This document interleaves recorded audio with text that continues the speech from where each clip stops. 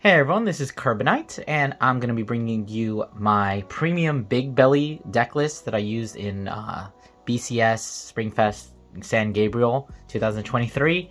In case you haven't seen the results, I managed to somehow get third place with my teammates.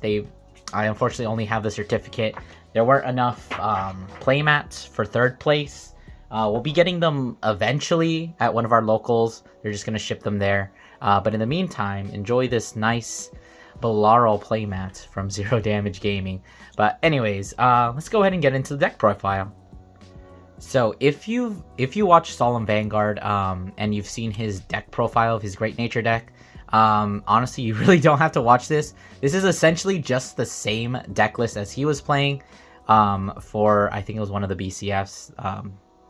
But I made like one change, but he did a good job explaining everything. I remember watching it and just being like, oh yeah, I definitely agree with that. Yeah, I agree with that. Which is pretty much why I brought the deck to SpringFest. We didn't really expect to top, but you know, I love the deck and I wanted to play it, so I went into it with this, and me and my friends somehow managed to get there. So enough of the pleasantry, let's go ahead and get into the deck profile itself. Of course, we are going to be starting off with the 4 copies of Famous Professor Bigbelly. So let's just quickly go over its skill. I might go a little bit fast. So basically, whenever your regard is retired by a card ability, it doesn't necessarily need to be your own. During the battle phase or end phase of each turn, you may draw 1 card. So do note that the effect is 2 things. If your opponent retires your rearguards during their battle phase or their end phase, you do actually get to draw. That actually came up during one match against Revengers of all things. They popped that grade 1 and then during the end phase, and then they popped my last remaining rearguard and I got to draw a card. Also note that this effect is optional. So if you ever face up against the DP matchup and you're retiring your whole board, you actually don't have to draw every single card. Basically what you do in that matchup is you just draw until you have 9 cards in hand, and then you just guard everything that they have and you just keep swinging and you basically just tempo them out of the game. Anyways, but the second effect, which is much less relevant, CB1, when it attacks you, counterblast 1, choose one of your regards with 20k or greater and stand it. Then if you have a grade 3 in soul, which never happens because you're never going to be having a grade 3 in soul when you're still on this thing, I should say, you do actually get sent all your 20k or greater regards, but that's never going to come up. But anyways, you do kind of have to see Bigbelly. If you don't ride him, you kind of just auto lose. But thankfully the deck has a ton of ways to search him out. It's pretty likely that you will see him.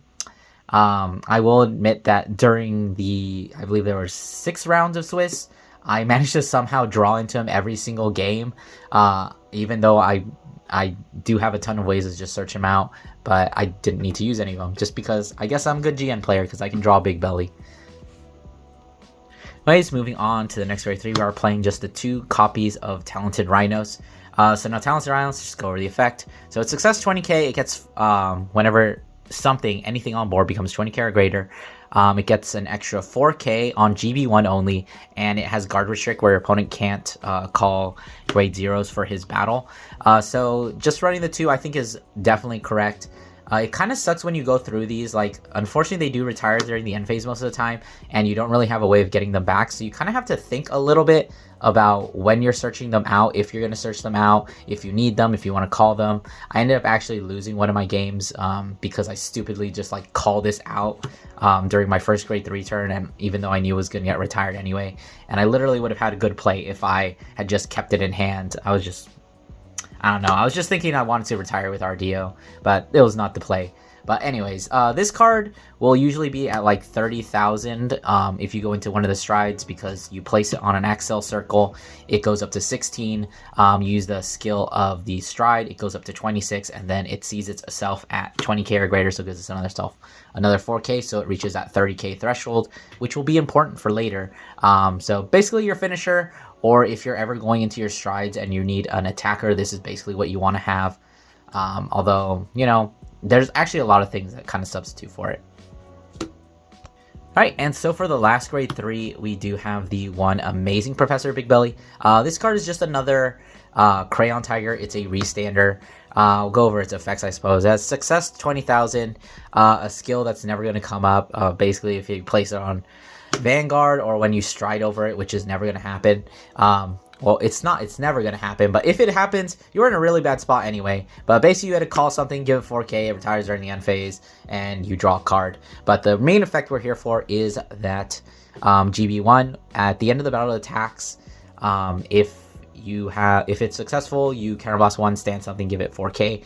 Do note it doesn't actually retire during the end phase, which makes it a little bit worse than Crayon Tiger, because sometimes you do need to retire things.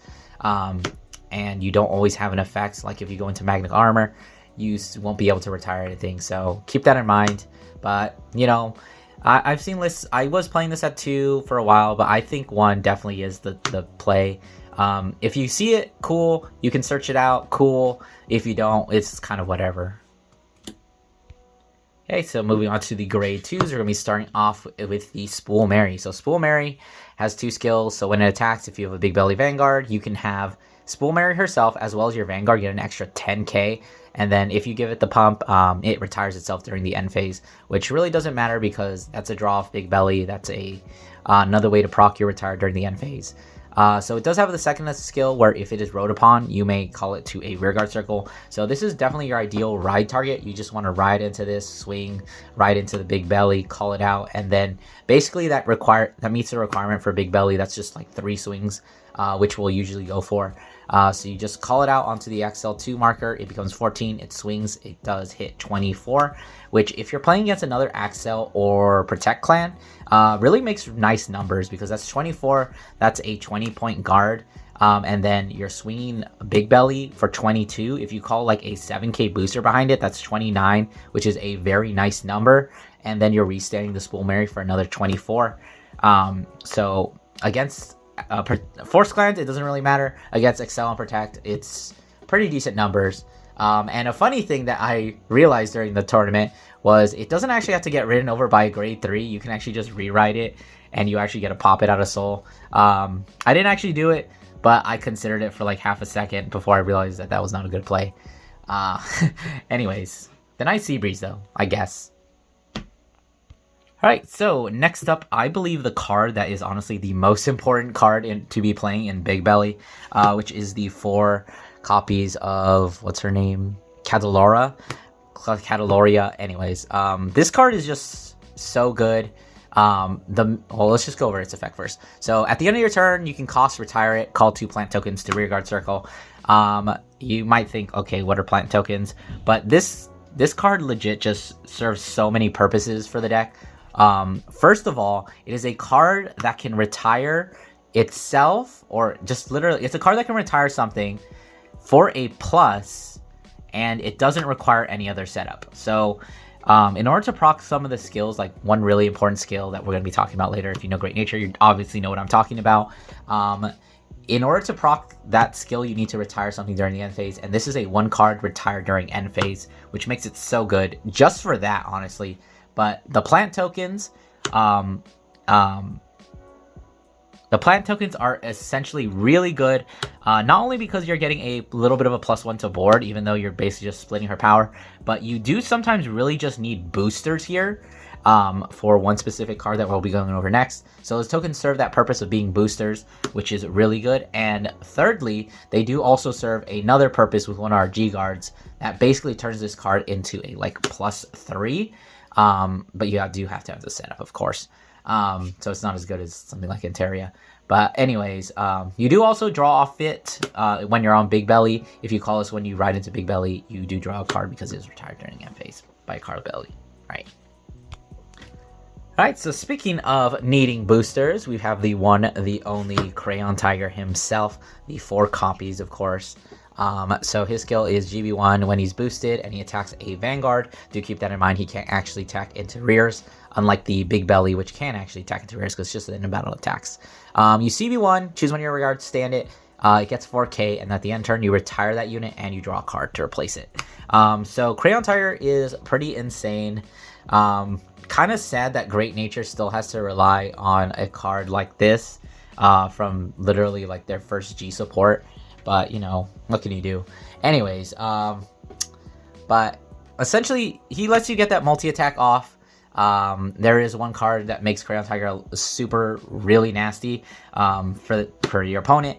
And like I was saying, it combos really well with the Catarist because you get plant tokens, and then you can just use those plant tokens for boosters. Once again, if you are against an Axel or Protect clan, if you're boosting with a token, that's hitting for 14, which is a nice magic number. If the token gets an extra 5k from another unit we're going to talk about later, that's 19k, which is still a very nice number. Alright, so moving into the grade ones, we're obviously going to be starting with the star of the show, the 4 copies of the Honorary Professor Mike Saburo. So let's just go over his skills. So when he's placed on rearguard during your main phase, so you actually can't proc this during your opponent's battle phase by calling him or calling him during the end phase. But he basically gives one of your other units the skill that when it's retired during the end phase, you get to search out a grade 3. So you can't give it to himself, so you do need something to combo it with. But essentially, this is literally like one of the best cards in the deck. Just because you can search out so much. You can combo this with Cataleria. If you don't have your Bigbelly, this is one of your ways to search it out. You call this, you call Mike Saburo behind her or behind your Vanguard, depending on what the game state's like and what's your matchup. Swing or don't swing, depending on what you need. Retire her during the end phase. You get your 2 tokens and you get your search. If you don't have your Vanguard, your Bigbelly yet, you can just search that out. If you need a Heal Guardian to survive, you can search that out. If you need a Talented Rhinos to attack, you can search that out. If you have every single piece for some reason, you can search out an amazing Professor Bigbelly, but such a good card. The main weakness of this is that it is that 5k shield, which is definitely a huge hamper on this deck, where you have a lot of hand, but a lot of it ends up being like 5k shields, which is, I guess, better than nothing. Maybe I've just been playing too much standard where we have a fuck ton of grade 3s with no shield value, and I'm really upset at that. But, you know, he's there. Right, so moving on, the next card is going to be 2 copies of the V version of Diligent Professor Minibelly. So you may be wondering why I am running only 2 copies of this card, because this is the generic V top 5 grade 3 searcher. And its +5 condition is that you have something on an XL marker. So kind of terrible that its condition can only be met when you ride on grade 3. But if you're playing Great Nature, what else is new? You can't do anything until you reach grade 3, or in most cases until you reach your second grade 3 turn. But anyways, we will be seeing why I'm only playing the 2 copies. This is actually one of the changes from Solemn's list. He was playing 4. I'm only playing 2 of the V Bigbelly, Minibelly. Right, and so the reason that I am only playing the 2 V Minibelly is because we are actually playing the 2 G Minibelly, which is a generic stride fodder, but it has been a while. Actually, let's look at the SP copy. Look at this beauty. But basically, in case you don't know what the stride fodders do, you reveal grade 3 in your hand. When it's placed on rear from hand, you search your deck for a grade 3 with Bigbelly. So in this deck, you search out your Famous Professor Bigbelly, the V version, or you can search out a Amazing Professor. But most of the time, you're just going to be using this to get your main ride target. You add it to your hand, and then you discard a card. And then it is also stride fodder. So when you're paying the cost for stride, it gets grade +2. So it is a 1-card stride. So I mainly put this in because I listened to Solemn's advice, and he's like, oh, if you don't ride into your correct ride target, you kind of just die. So this is just another card that is supposed to prevent you from misriding. But honestly, the entire tournament, like I said, I drew into Bigbelly every single game. And this card just never works out for me. But at least that first skill never works out for me. But somehow it always works out for me. Even if I don't win, I at least ride my Bigbelly. But the second skill is actually a lot more clutch than you would think. It does suck that you are losing the 5k shield that you get from the, or you would get from running the Minibelly, and it is a 7k base, whereas this is a 13k most of the time. But actually being a stride fodder is really relevant, because in this deck, you don't want to discard your Famous Professors because you want to be rewriting to get more XLs. You don't want to discard your Talented Rhinos because it's your attacker. You don't want to discard your your heals for Stride because they unlock your super amazing G Guardians, and you don't really want to be discarding your amazing Professor, which is probably the one you would prefer to discard the most because it is another attack.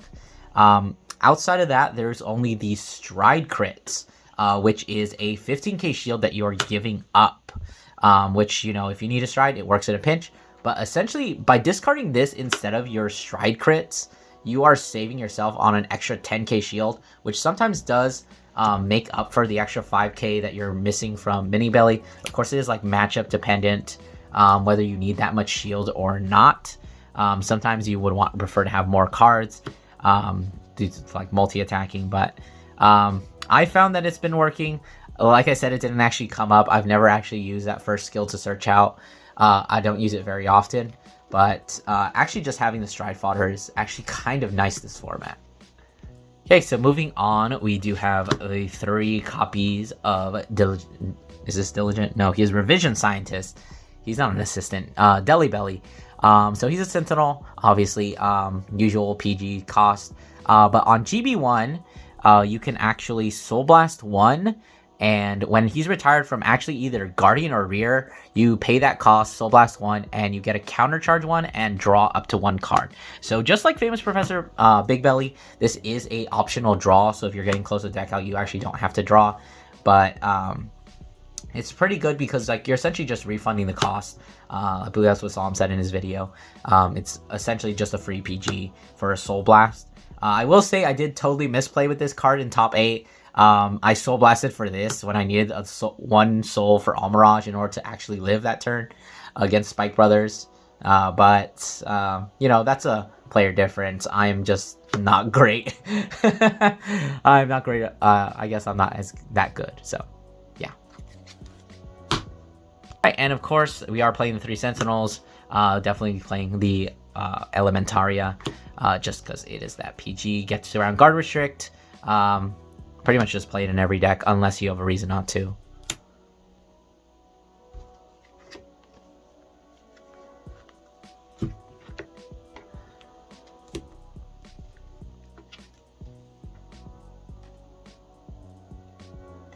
Alright, so just moving on to the trigger lineup, we've got some pretty standard things. We've got the 4 Stride crits, the 4 Soul-In crits. Like I said, these are the thing you would be discarding. You're basically losing on 15k shield as opposed to the 5k shield that you discard with the G Bigbelly. It feels pretty good. I noticed it being very good. I didn't obviously need to use the search effect, but it was there in case I needed it. And for our last 3 triggers, we are just playing the vanilla crits because of another card. Definitely that extra 5k that we're going to talk about later does come up a lot. It helps make magic numbers, especially if you are going into like a Balaral. We'll talk about that a little bit later if I remember. But having a 10k booster is actually pretty relevant. And I think you should play this over like even like Alana, the Soul and Crit. Like, yes, you do have some soul issues, but most of the time this is just so much better. And I'm sorry I don't have SPs, and one of these is even a dirty common. I'll get there, I promise. Alright, so rounding out the last couple of triggers, we do obviously have those 4 Heal Guardians. Searchable with Mika Saburo, super good because you have one of the best G guards in the game, or pretty much I would say almost the best G Guardian lineup. So obviously, of course, last couple things, OT.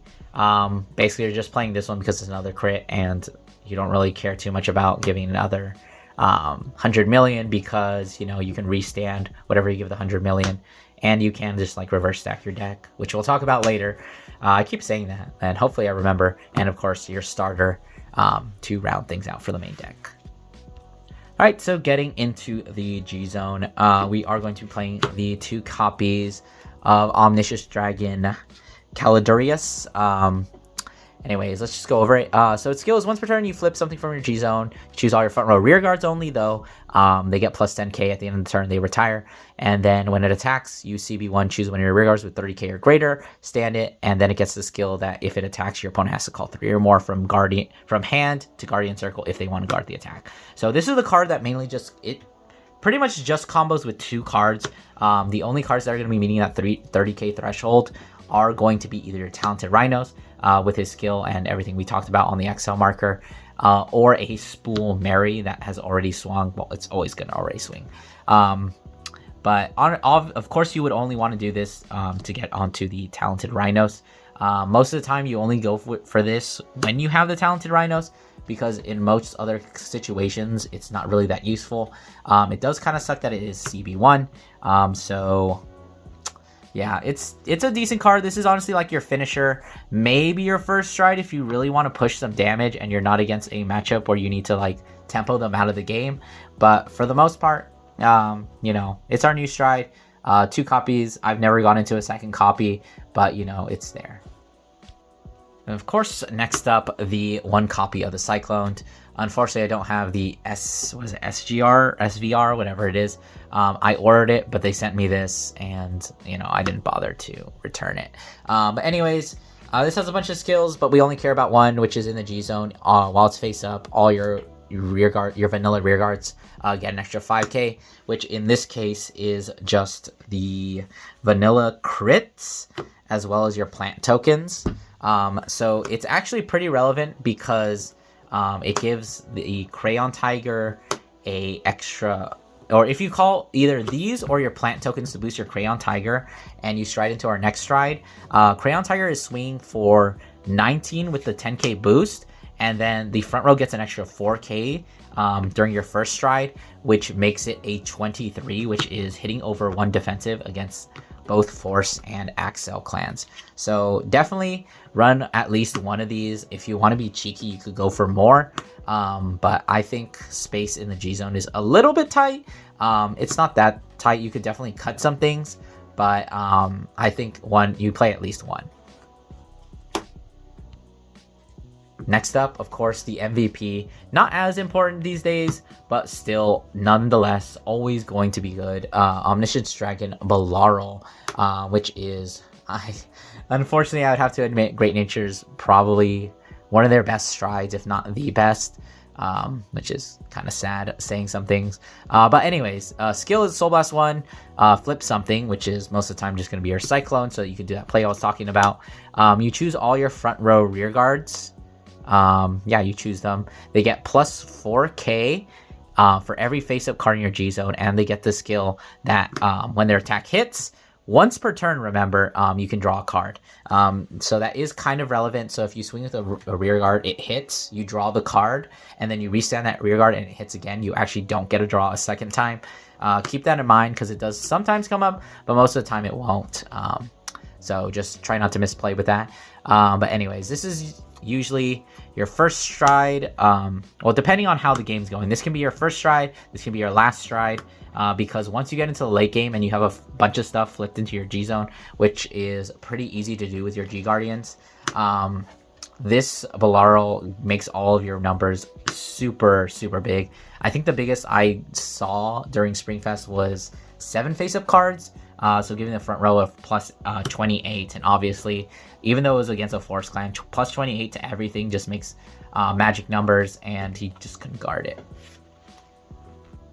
Alright, so moving on, we've got the Magnetic Armor. Skill is CB1, flip a card, mill 4 cards, depending on what you mill, it gets a different effect. If you mill a normal unit, you give something plus 10k. And if it's a trigger unit, you get an extra drive onto this. And then it has a skill in the G zone where when your Vanguard attacks, you can Soul Blast 1, call something from hand. That second skill is kind of relevant sometimes if people are being kind of cheeky and they want to try and retire or get rid of the booster for Crayon Tiger, or like rest it or something. Depending on what like you're fighting against, and you can just like say, haha, fuck you, I can call another booster and just boost my Crayon Tiger anyway. But most of the time, this is just flip fodder. You only go into this if you're like, if you have enough damage for it, like it's cost a CB, which you really don't want to be using on it, or if you're kind of in a desperate move. Really not the best, but you know, it's there. There's definitely one of the things I think could definitely be cut. It really did nothing for me, but you know, it's always better to have an option there than not. Right, so next up we do actually are going to be getting into the finishers of the deck. So the first finisher, other than Bolaro, I suppose, is going to be this Omniscience Dragon. I'm not even going to pronounce that. I could probably just look up the Japanese pronunciation, which I think I might try. Okay, so the Japanese pronunciation for this is Chipitokamu. Chipitokamu. Okay, Omniscience Dragon Chipitokamu. Anyways, basically this is one of your finishers because what you do is you deck yourself out, you get yourself to 1 or 2 cards left in deck, and then you use its first skill, which is that when your card is put into the drop zone from rearguard or your deck, you may put that card on the bottom of the deck. So basically what you do is, if you are looking to close out the game, your deck is getting pretty thin, your hand is full of triggers, hopefully. What you do is you just call them, overcall them, this goes to the bottom of the deck, overcall, this goes to the bottom of the deck, and then you just reverse stack your deck so that you can triple drive, triple crit, and maybe if you have OT, you can stack that too. But that is basically just a way to finish it. And if you don't finish them with that, you have the second skill that when your rearguard attacks, you Soul Blast 1, turn a card in your G zone face up, and the unit that's attacking gets plus 5k until the end of that battle for each face-up card in your G zone, but at the end of the battle you retire that unit, which due to its first effect is going to go into the bottom of the deck. So keep in mind that it does retire at the end of the battle and not the end of the turn. So if you're going to be swinging with something that you're giving like a couple crits, make sure that you do not pump it up with the soul until you've restood it already with all your Crayon Tigers. Of course you can pump your Crayon Tigers because you don't really care about them going to the bottom of the deck, and then just like depending on how much soul you have left, you can just give all the rest of your attackers, because you're basically calling your entire hand and just swinging for game if you go into this. All right, and then the other finisher is actually the GB8. Just go over its skill. So it's GB8, 7 or 8 face-up G units in your Vanguard circle or your G zone. You discard 2 cards from your hand, choose up to 5 of your rearguards until the end of the turn, they get plus 10k, and at the end of the turn they retire. And then if you have 1 or less cards in your hand when you activate this effect, it gets an extra 40k and a +1 critical. So I went into this once, basically just during a mirror match of all things, to just like close out the game. I mean, I pretty much had it in bag. I actually killed him with an OT last turn. We shook hands and he 6 damage healed on me, and then we had to keep playing, so I strode into this. But yeah, quick little note in case you don't know, look who's that in the little corner. It's all little Hamskays. I did not even know that until I saw the full artwork. Right, so moving into the most important part of Great Nature, the G Zone. So we are going to be starting off, I guess we can start off with the least important things. We have the Kundalini. He's just a G Guardian. He's basically just a 20k G Guardian because you choose one of your rear guards, and at the end of the turn you can retire and countercharge 1. And if you do that, it gets plus 5k. So this only is 20k shield if you have something on board. Like if you have a Honolly and you want to attack multiple times, you can just call this, retire the Honolly during the end phase while your opponent's still under, and then you basically refund the counterblast that you got from calling, or that you used from calling Honolly. So decent. Next up we have the Sankalapa and the what's this called? It's another Omniscience Dragon, Sebchet Avil. But I'm just going to be talking about these two because they do essentially very similar things. We'll start with Sentinel. Basically, when he's placed on Guardian Circle, CB1, you choose one of your rear guards and one of your vanguards. It gets plus 4k for each of your open rear guard circles. Then if your rear guard got to 20k or greater, which most of the time it will, you get to draw a card. So obviously, if you're doing this, you have an Axel marker. You have at least one Axel marker when you're going into this, because you need to have been on grade 3. If most of the time your whole board will be empty except for maybe one rear guard in order to use this skill. So that's going to be a plus 20k because you have 5 open rear guard circles, which is going to automatically get you the draw. And this is going to be a 20k shield plus to it. Even though you're giving it to a Vanguard, it's essentially the same thing.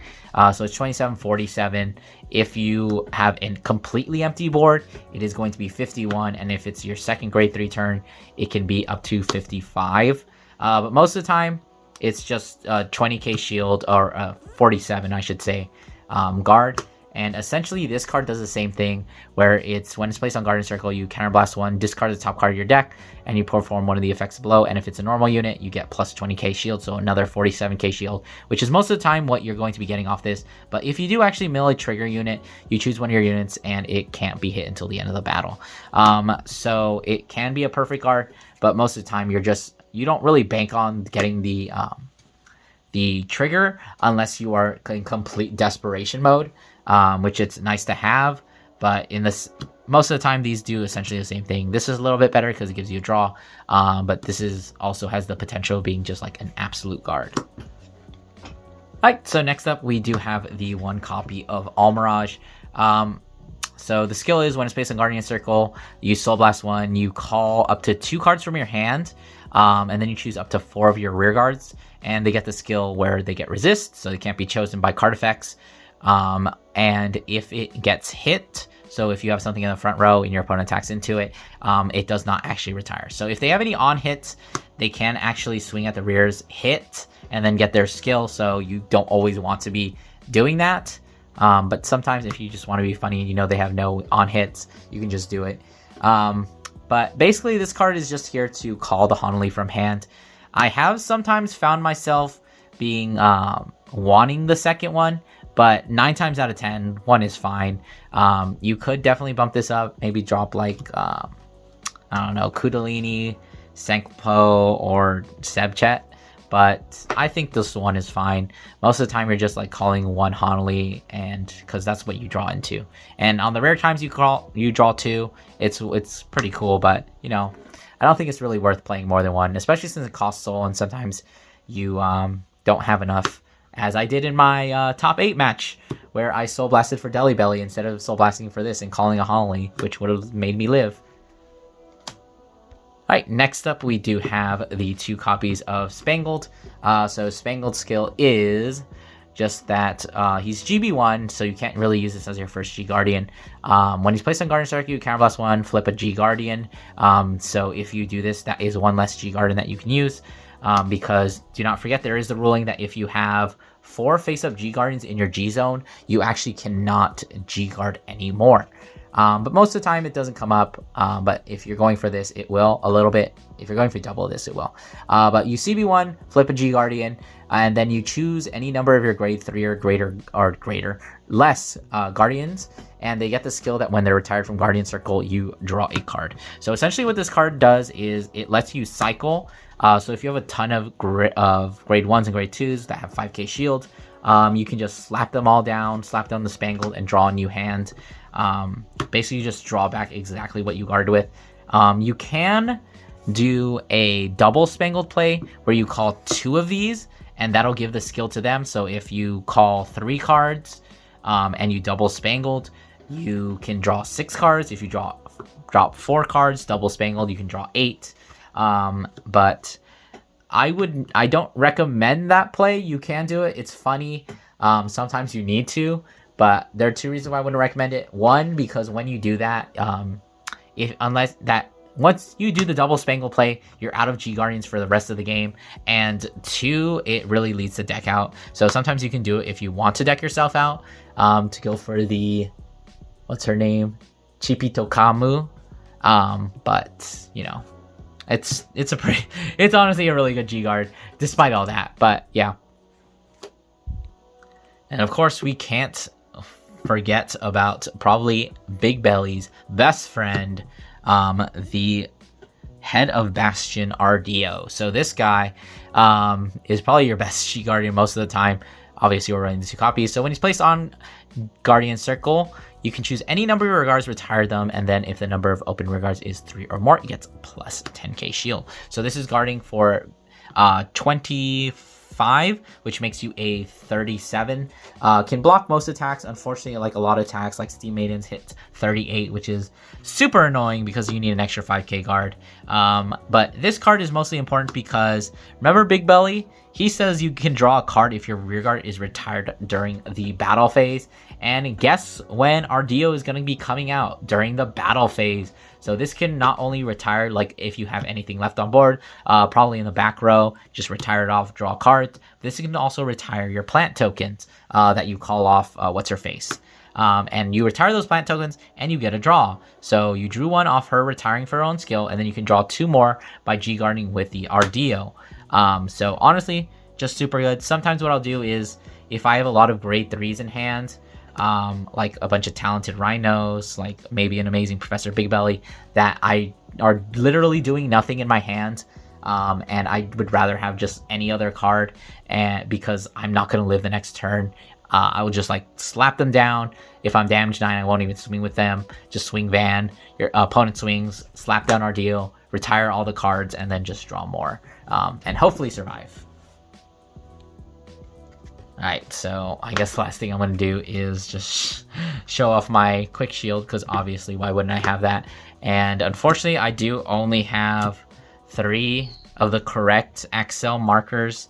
I'm playing with the 4th dirty one, but we'll get there as well. Well, almost to max rarity.